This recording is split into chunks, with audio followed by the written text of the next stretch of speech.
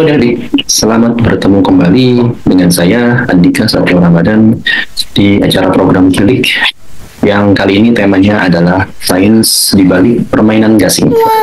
Kali ini saya akan membawakan fenomena yang kita sudah familiar, tapi ternyata di balik fenomena tersebut tersimpan banyak prinsip dan konsep sains yang menarik.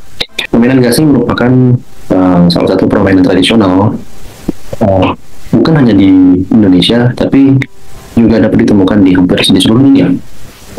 Permainan ini sangat menarik, mengasihkan, dan bahkan di beberapa tempat ini bisa dikompetisikan. Untuk kita bisa membahas bagaimana sih sains di balik permainan gasing, saya akan mengajak adik-adik semua untuk membahas sedikit mengenai konsep gerak sebagai landasan sains di balik permainan gasing. Dalam sains, terutama dalam fisika, gerak merupakan fenomena yang sangat umum ya, dan sangat mendasar. Kita semua bergerak. Kalau kita melihat dunia di sekitar kita, ya, semua hal di sekitar kita hampir semuanya bergerak. Ya.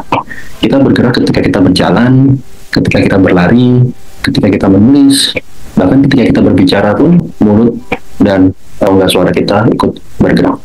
Gerak juga bisa kita temui di sekitar kita, misalnya kalau kita mengayunkan Bandung bergerak. Kalau kita naik kendaraan bergerak. Gerak itu bisa juga kita temui dalam fenomena perubahan siang dan malam. Ya. Kenapa bisa terjadi siang dan malam?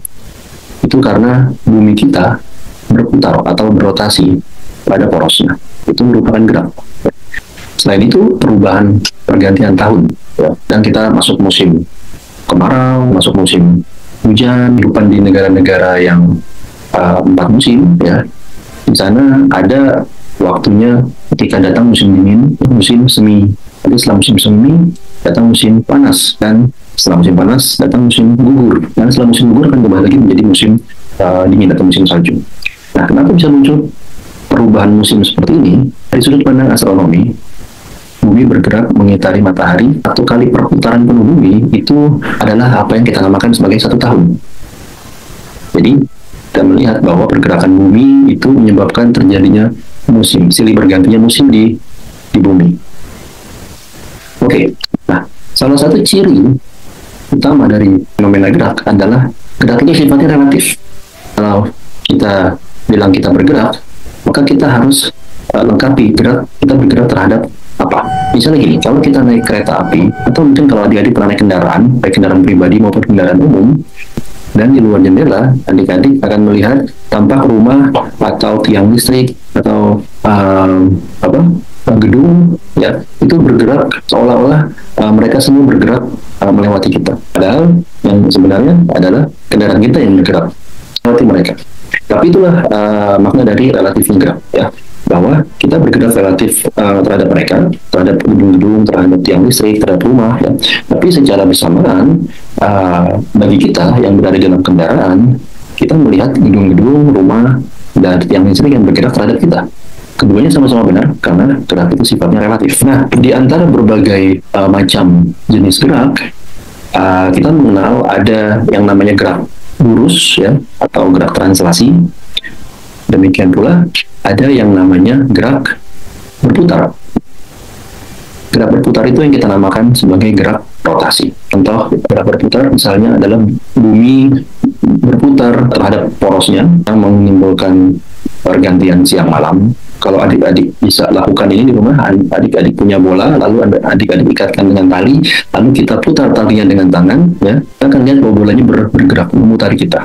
Kalau adik-adik pernah ke pasar malam, ke dunia fantasi, ya, biasanya ada wahana yang seperti kincir. Ya. Kincir ini bergerak, kita duduk di salah satu tempat, gitu ya, dan bergerak. Nah, ini bergeraknya rotasi juga.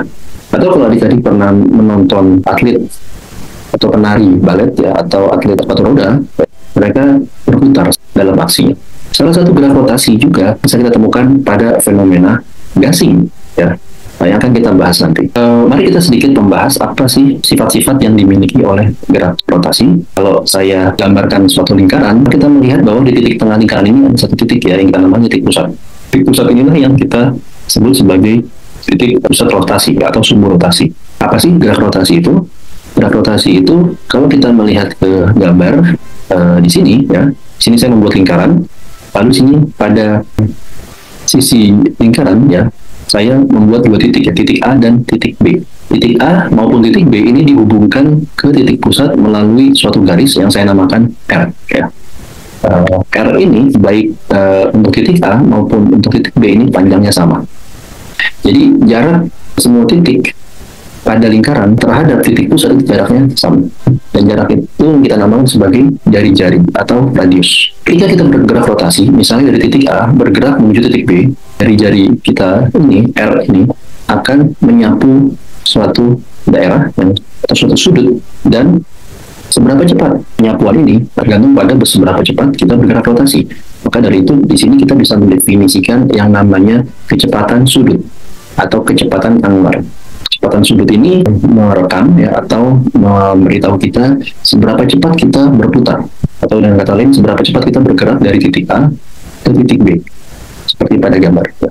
Semakin besar kecepatan sudutnya, maka semakin cepat kita berpindah dari A ke B. Semakin kecil kecepatan sudutnya, maka semakin lambat kita berpindah dari A ke B. Jadi kurang lebih seperti itu ya definisi dari kecepatan sudut.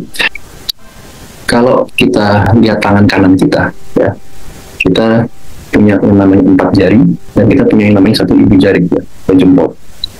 Kita bisa menunjukkan arah dari vektor kecepatan sudut itu dengan menggunakan tangan kanan kita. Dan kita lihat gambar di bawah. Di sini kita lihat arah 4 jari itu menunjukkan arah perputaran, ya, arah memutar kita. Sedangkan jempol itu menunjukkan arah vektor kecepatan sudutnya. Nah, ini cara kita, salah satu cara untuk menentukan arah kecepatan sudut. Ada yang namanya kecepatan sudut, ya. Kita juga mengenal penyebab dari gerak rotasi. Jadi kalau kita punya suatu benda, bendanya diam, misalnya tadi saya punya batu yang saya ikat dengan tali. Kalau batu yang diikat dengan tali itu tidak saya apa-apakan, maka batu tersebut akan diam saja di tangan. Batu tersebut baru akan bergerak kalau kita beri gaya putar. Nah, dalam sains, penyebab suatu benda bisa berputar atau bergerak rotasi itu adalah yang dinamakan sebagai torka atau momen gaya. Ya. Ilustrasinya bisa kita lihat pada kasus obeng. Obeng ini adalah suatu alat ya, mekanik ya, untuk membuka skru. Nah, obeng ini kalau kita lihat seperti pada gambar, pada ilustrasi yang ditampilkan, titik yang digigit oleh obeng tersebut itu dapat kita samakan sebagai titik pusat. Panjang obengnya saya namakan L. Nah, bagaimana kita menggunakan obeng? Kita menggunakan obeng itu dengan cara memberikan dorongan atau tarikan pada ujung lain dari obeng. Tarikan atau dorongan itu adalah gaya. Kata lain, kita memberikan gaya pada obeng yang gayanya itu berjarak L dari titik pusat rotasi. L dikali F ini yang mendefinisikan torka atau momen gaya. Jadi mudahnya torka ini besarnya adalah gaya yang bekerja dikali dengan panjang lengan obeng. Jadi kalau kita lakukan berikan gaya pada obeng sepanjang di jarak L tersebut, maka kita bisa melihat bahwa obeng tersebut akan berputar. Ya. Berputarnya apakah berputarnya searahnya perputaran jarum jam atau clockwise ya, ataupun berputarnya berlawan arah dengan perputaran jarum jam atau counter clockwise. Itulah arah gerak rotasi ya. Dia bisa bergeraknya searah jarum jam atau berlawan arah dengan perputaran jarum jam. Semakin besar gaya yang kita berikan, maka akan semakin besar torkanya. Ya, artinya semakin cepat dia akan berputar. Selain daripada torka, gerak rotasi juga punya satu sifat atau satu properti yang kita namakan momentum sudut. Nah, ini berkaitan juga dengan torka. Ya, kalau misalnya tadi pada kasus bola yang diikat dengan tali lalu kita putar, ya, momentum sudut dari bola tersebut itu adalah berapa panjang tali dikali dengan berapa massa bola dikali dengan berapa kecepatan bola. Semakin panjang talinya atau semakin besar massanya bola atau semakin besar kecepatannya, maka momentum sudutnya bola ini akan makin besar. Ya, jadi dengan semakin cepat tadi berputar, artinya secara bersamaan momentum sudutnya juga semakin besar. Misalnya saya memutar bolanya terhadap porosnya, jadi dia bolanya itu berputar terhadap porosnya seperti pada gambar ini. Nah, di sini momentum sudutnya ini adalah perkalian dari apa yang kita namakan momen inersia dikalikan kecepatan sudut tadi. Momen inersia ini adalah suatu kuantitas atau besaran ya yang dimiliki oleh benda yang berputar. Momen inersia ini bergantung pada masanya dan juga bergantung pada distribusi massa ya dan bentuk geometri dari massa tersebut. Para ilmuwan sudah punya daftar momen inersia berbagai bentuk objek ya. Kalau bola dia punya momen inersia sekian, kalau bentuknya bukan bola tapi misalnya silinder, tabung, dia punya momen inersia yang berbeda. Ini kita namakan sebagai momentum sudut atau momentum angular. Dalam gerak rotasi, kita kenal suatu konsep sains atau suatu hukum sains yang kita namakan sebagai hukum kekekalan momentum sudut.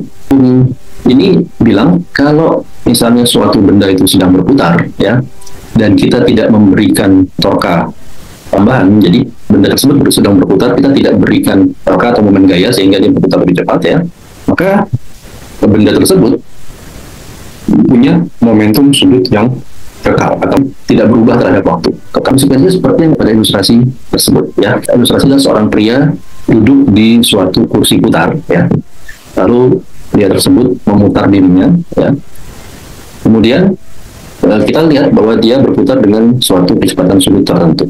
Nah, sekarang pria tersebut yang tadinya berputar dengan tangannya berada di sisi tubuhnya, sekarang dia berputar dengan merentangkan tangannya.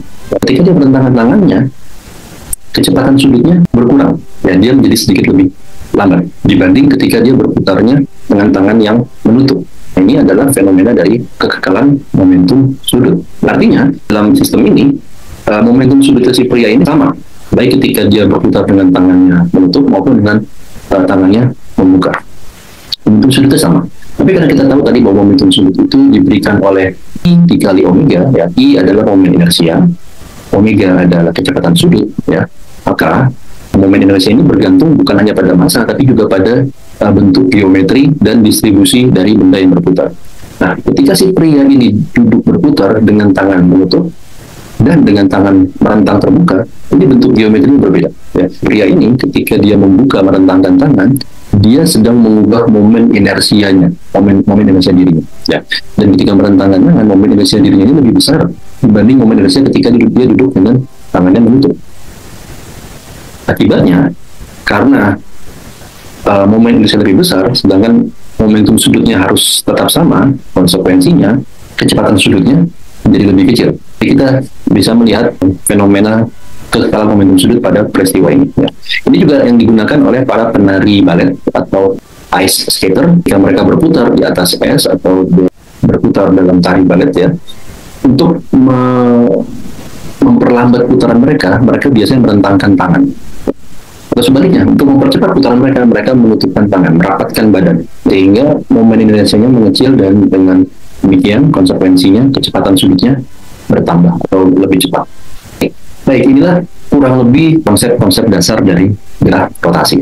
Ya, sekarang setelah kita bisa memahami gerak rotasi dari sudut pandang sains, mari kita melihat satu fenomena yang memenuhi gerak rotasi. Fenomena apa itu? Itu adalah fenomena gasing. Ya. Gasing atau gangsing, ya, istilahnya berbeda-beda, ya, tapi intinya sama. Ya. Di Indonesia sendiri, kita bisa menemukan beragam variasi permainan gasing ya. Dan di berbagai daerah yang berbeda di Indonesia, gasing ini punya nama yang berbeda-beda ya, punya bentuk atau variasi geometri yang berbeda-beda dan cara permainan yang berbeda-beda. Ada yang bisa langsung diputar pakai tangan, ada yang harus ditarik pakai tali dan berbagai variasi lain. Tapi apapun variasi dari gasing yang kita bisa temukan ya, ada satu kesamaan dari semua itu ya. Gasing itu adalah suatu objek ya yang dia berputar pada porosnya dan ketika dia berputar dia itu seimbang di satu titik. Jadi ini ilustrasi ini menunjukkan salah satu contoh gasing. Ketika kita putar gasing ini, maka gasing ini akan seimbang di satu titik. Titik apa itu? Titik tempat dia berdiri ya. Atau bahasa Inggrisnya tipping point. Semua variasi gasing yang kita temukan, yang bisa kita temukan baik di mancanegara maupun di dalam negeri itu punya sifat ini. Nah, di Indonesia atau di Nusantara itu kita bisa temukan banyak sekali variasi permainan gasingnya dan dengan nama yang berbeda-beda. Sebab di Kalimantan Timur ya istilahnya namanya begasing. Kalau di Maluku beda lagi, namanya apiong. Kalau di Sulawesi Selatan dan Nusa Tenggara Barat itu namanya manggasing. Di Jawa Barat istilahnya namanya tanggal. Jawa Timur juga ada namanya kekehan. Kalau di Yogyakarta itu ada beberapa variasi. Salah satunya namanya paton dan lain sebagainya. Ini saya cuma mengambil sedikit contoh beberapa daerah yang punya tradisi permainan gasing. Tapi sebenarnya hampir di seluruh daerah di Indonesia itu mengenal permainan ini. Ya. Di beberapa tempat permainan ini menjadi suatu permainan yang olahraga sehingga kemudian oleh negara Indonesia dalam Pekan Olahraga Nasional itu permainan ini dikompetisikan, dilombakan. Ini menjadi salah satu cabang olahraga nasional. Ya. Beberapa bentuk variasi gasing ya yang saya temukan ada yang kalau misalnya di Kalimantan Timur ya atau di Sulawesi Selatan itu kita memainkan gasingnya itu dengan cara gasingnya dililitkan dengan tali ya kepala gasingnya, lalu kita memutar gasing dengan melempar ya. Jadi seperti permainan yoyo ya, kita lemparkan, talinya akan terurai, sambil terurai gasingnya berputar ya. Nanti ketika dia jatuh ke tanah, dia berputar dan dia berdiri berdiri secara setimbang ya, terhadap titik putarnya itu. Ya, ada juga gasing seperti yang dibentuk muka orang ya, ini kalau nggak salah bisa ditemukan di Maluku ya, apiong ya. Dan berbagai bentuk gasing yang lain. Menarik sekali fenomena gasing ini di Indonesia. Nah, oke, sebelum kita membahas video yang akan saya tunjukkan tentang bagaimana gasing berputar, mungkin di sini saya akan membahas sedikit mengenai teorinya, bagaimana sih gasing berputar dan ketika dia berputar apa yang terjadi. Jadi gasing ya, kalau kita punya gasing, gasing itu tentunya dia punya titik yang tajamnya ya, dan gasing ini kalau kita berdirikan, kalau kita taruh dan kita diamkan, gasing ini akan jatuh, istilahnya akan berada pada kondisi di mana dia miring. Jadi gasing ini tersusun atas titik tempat dia berdiri ya, tipping point. Lalu biasanya badannya itu melebar ya, bisa berupa semacam cincin tebal gitu ya, atau mungkin menggemuk ya di badannya, atau pipih ya, bisa macam-macam. Lalu juga di atasnya itu bisa ada tiangnya ya. Biasanya kalau tiang ini kita gunakan untuk memutar ya. Kita kalau tidak ada tiang, dia ada kepalanya ya, lebih kecil, tidak segemuk badannya, dan kepala itu biasanya tempat kita lilitkan tali untuk kita putar. Nah ini feature atau penampakan umum dari gasing seperti itu. Nah kalau gasing itu kita taruh saja di meja atau di lantai, tidak kita putar, ya, maka gasing itu akan merebah. Dia istilahnya sama kayak kalau kita duduk sambil sederhana. Dia akan mencari posisi yang paling setimbang ya. Jadi posisi inilah posisi yang paling nyaman buat dia, paling setimbang. Ya, istilahnya setimbang. Tapi kalau kita putar, ya, kalau kita beri putaran, ya, kalau kita beri kecepatan putarnya kecil, gasing ini tidak mungkin akan berputar tapi tidak lama gitu ya. Atau mungkin itu gasing ini tidak berputar. Ya. Kalau kita naikkan besar kecepatan putar yang kita berikan, gasing ini mulai akan berputar, tapi dia akan jatuh lagi, akan rubuh lagi. Ya, sampai pada suatu titik kalau kita beri satu kecepatan putar, gasing ini mulai berputar dan berdiri setimbang pada titik setimbangannya. Ya, artinya ada satu nilai kecepatan sudut tertentu yang bisa membuat gasing ini bergerak rotasi. Ya, kalau kita berikan kecepatan sudutnya kurang dari kecepatan sudut yang seharusnya itu, maka gasing ini tidak akan berputar. Ya, atau gasing ini akan tetap rebahan. Ya. Ketika kita beri kecepatan sudut tertentu ini berapa nilainya bergantung pada gasingnya, ya, bergantung pada karakteristik gasingnya, bahan penyusun gasingnya, bentuk geometri dari gasingnya ini berbeda-beda, ya. Tapi setiap gasing ini punya kecepatan sudut tertentu yang perlu kita berikan agar dia mulai berputar. Ketika dia mulai berputar, dia akan berdiri. Yang tadinya dia rebahan, yang tadinya tiangnya miring, dia akan mulai berdiri tegak. Ya, dia berdiri di satu titik. Itu ya, dimana kalau diam dia tidak akan mungkin bisa berdiri seperti itu. Tapi kalau dia sekarang berputar, dia berdiri seperti itu. Nah ini kenapa penjelasannya seperti ini? Ya, karena ketika dia berputar, ya putarannya ini menimbulkan efek tambahan sehingga kondisi yang setimbang bagi dia adalah kondisi ketika dia berdiri tegak seperti itu. Oke. Cara lain melihatnya adalah kalau kita bisa melihatnya dari sudut pandang energi, ya, energi potensialnya. Ya. Gasing atau apapun, ya, ketika kita taruh di lantai atau di meja, setiap benda akan selalu mencari posisi yang memiliki nilai energi potensial terkecil. Ya. Ibaratnya setiap benda akan selalu meminimumkan nilai energi potensialnya. Gasing juga seperti itu. Kita juga seperti itu, ya kan? Kalau kita kalau kita lagi di lantai, ya kan akan lebih capek kalau kita berdiri dibanding kalau kita duduk, ya kan? Gasing pun demikian, ya. Gasing ini akan memilih posisi rebahan karena posisi rebahan ini adalah posisi yang paling kecil energi potensialnya. Tapi ketika gasing ini diputar, ya energi potensialnya, konfigurasi energi potensial akan berubah karena dia sekarang punya gerak rotasi. Nah, pergerakan rotasi ini mengubah konfigurasi energi potensialnya sedemikian sehingga posisi yang memiliki energi potensial paling minimum, paling kecil itu bukanlah posisi rebahan tadi, melainkan justru posisi tegak seperti ini, gitu ya. Jadi ini menariknya fenomena dinamika gasing adalah seperti tersebut. Sampai kapan gasingnya berputar? Secara prinsip, ingat kembali tadi hukum ketegangan momentum sudut, ya. Kalau kita tidak berikan torka kepada gasing, maka gasing selamanya akan berputar, ya. Tapi kenapa? Kok kalau kita putar gasing, lama-kelamaan gasing akan diam? Itu karena ada gaya gesek, ya. Ada gaya gesekan dengan apa? Mungkin gesekan dengan lantai, atau gaya gesekan dengan udara, ya. Gesekan antara badannya gasing dengan udara. Nah, gesekan ini akan menimbulkan torka, akan menimbulkan momen gaya, sehingga pergerakan gasing lama-lama akan melambat. Nah, kalau kita melihat ketika gasing ini melambat, ya, kita akan melihat tiangnya gasing ini yang tadinya lurus ke atas akan mulai bergerak, berputar, ya, atau bergerak mungkin naik turun seperti ini. Nah, ini fenomena kita namakan precession, ya. Atau ketika dia bergerak turun ini kita namakan istilahnya nutation. Ini fenomena yang menarik pada gasing. Ya, kenapa seperti itu? Ya, itu adalah konfigurasi dia ketika kecepatan sudutnya mengambil nilai tertentu. Ya. Nah, ibaratnya itu cara dia untuk tetap menjaga keseimbangan. Ya. Cara dia untuk tetap menjaga dia bisa berdiri tegak seperti ketika dia berputar cepat.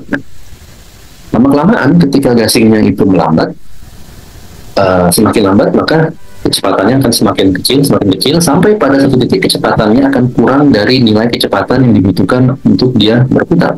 Apa yang terjadi ketika kecepatan yang lebih kecil daripada kecepatan minimum tadi? Ya, berarti energi potensialnya kembali berubah kembali ke keadaan awal, ya. Sehingga posisi setimbangnya akan bergeser dari yang tadi posisi tegak menjadi kembali posisi rebahan. Pada saat itulah gasing akan jatuh, gitu. Nah, yang menarik dari kompetisi cabang olahraga gasing itu adalah yang dikompetisikan adalah durasi waktu gasing berputar. Jadi para peserta itu melempar gasingnya dengan segala cara, ya, dan panitia juri akan melihat mana gasing yang berputar paling lama, jatuhnya, paling lama berputar sebelum jatuh. Siapa yang paling lama gasingnya bisa berdiri, itulah pemenang olahraga tersebut. Oke, jadi ini kurang lebih gambaran sederhana dari bagaimana gasing itu berputar, ya. Mari setelah ini kita coba lihat video yang kami buat, ya, untuk menunjukkan, ya, video eksperimen bagaimana gasing itu benar-benar berputar.